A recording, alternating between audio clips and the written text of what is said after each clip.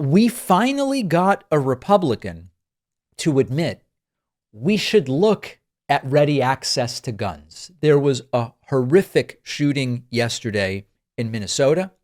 It is believed that the shooter was to some degree motivated by anti-Semitism. There were anti-Semitic um, uh, elements of stuff scrawled on weapons, and we're still getting the details. The details are it's yet another shooting. Okay, so we had another one. Trey Gowdy went on TV and said we should have a conversation about freedom to have guns versus protecting children. And isn't it time to have a conversation about keeping firearms out of what is mostly young white males? Listen to this. Our system is reactive. Something bad happens, we react to it. And what people are crying for now is how can we prevent this? How can we stop it? And the only way to stop it is to identify the shooter ahead of time or keep the weapons out of their hands. And so we're going to have a conversation of freedom versus protecting children. I mean, how many school shootings does it take before we're going to have a conversation about keeping firearms out? It's always a young white male, almost always. I mean, did anyone this morning think, I wonder if that was a female? Did any of y'all think that? I mean, there's been one school shooting involving a female. It was in Tennessee. One. Yeah, Tennessee. But other than that, it is usually young white males. But do we not already have laws on the books? Now, someone off mic is yelling about laws that are on the books. Now, there is some additional controversy to Trey Gowdy's comments about it being a young white male, because it appears as though the perpetrator in this case had a trans identity. I don't even want to get into that. I just wanted we can discuss those elements later. Trey Gowdy, even remotely willing to say, maybe keeping guns out of people's hands in the first place is something that has to be balanced with the so-called freedom to have guns. Now, Sean Hannity has a very different idea. He wants metal detectors at the schools. The problem, these kids were in a church and the gun person fired through a window. So I don't know what a metal detector in school would do. And here's the saddest part. School shootings are preventable. And simple, basic, common sense actions can mitigate these tragedies. If we have the desire to stop school shootings, this is the first thing you should do. Every school in the country should have a metal detector. You have them at airports. You have them when you're around elected politicians. By the way, they have armed guards around them.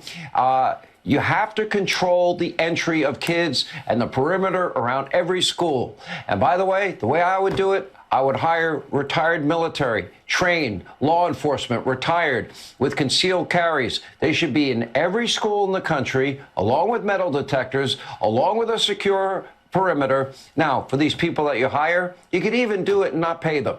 What do you mean?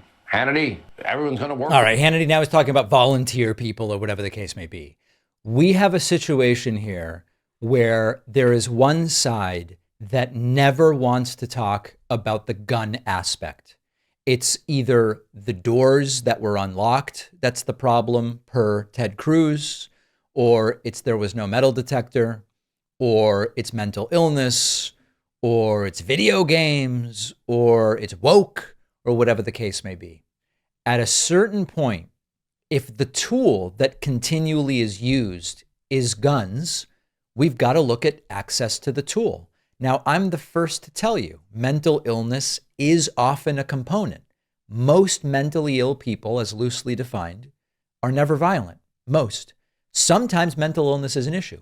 But these very same Republicans are the ones trying to cut social programs who don't want the possibility of having mental health professionals rather than armed police respond in certain scenarios to people who have 911 called on them, right?